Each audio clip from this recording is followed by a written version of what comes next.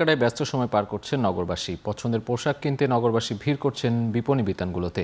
এ নিয়ে আরও জানাতে বরিশাল থেকে যুক্ত হচ্ছেন সহকর্মী অমিত হাসান। অমিত, ঈদ কেনাকাটা কেমন জমেছে বরিশালে? পোশাক ছাড়া আর কি পণ্যের বেচাকেনা ভালো চলছে জানাবেন।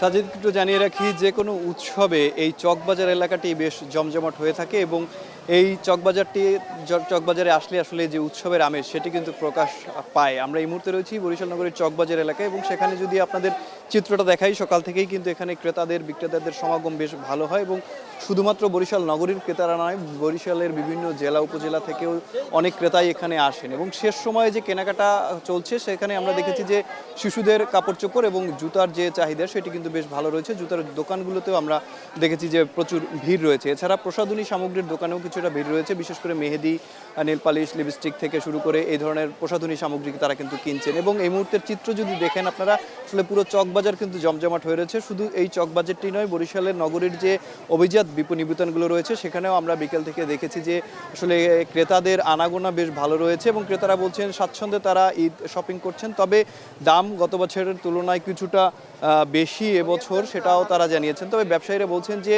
এবছর শুরুর দিক থেকেই তাদের বেচাকেনা টুকটাক হচ্ছে, সে তুলনায় এবছর আসলে তাদের বেচাকেনা গত বছরের তুলনায় ভালো হচ্ছে, এমনটাও তারা আশা করছেন এবং আগামী যে কয়দিন বাকি আছে ঈদের আগে সে কয়দিনে আসলে ভালো বেচাকেনা হবে এমনটাও তারা প্রত্যাশা করেছেন। এবং বরিশাল নগরীর বিশেষ করে চকবাজার, কাঠপট্টি এলাকা সহ সদর রোড, গির্জা মহল্লা সব জায়গাগুলোতেই আসলে বিপণী বিতানগুলোতে পুরোপুরি জমজমাট এবং আলোকসজ্জা করে সবাই কিন্তু ক্রেতাদের দৃষ্টি আকর্ষণের একটি চেষ্টা করছে এবং শিশুদের যে কাপড় চোপড়গুলো রয়েছে সেগুলোর দোকানগুলোতে ভিড় সবচেয়ে বেশি দেখা যাচ্ছে। এবং যারা পুরুষ এবং নারী রয়েছে তারা কিন্তু এবছর গরম সেহেতু সুতি কাপড়ের দিকে বেশি ঝুঁকছেন। বিশেষ করে শার্ট, পাঞ্জাবি এবং মেয়েদের থ্রি পিসের দোকানগুলোতে আমরা সবচেয়ে বেশি ভিড় লক্ষ্য করেছি। তো বরিশালের ঈদ বাজার থেকে এই ছিল আমার কাছে সব শেষ। সাজিদ। বরিশালের ঈদ কেনাকাটার খবর জানাতে সহকর্মী অমিত হাসান যুক্ত ছিলেন।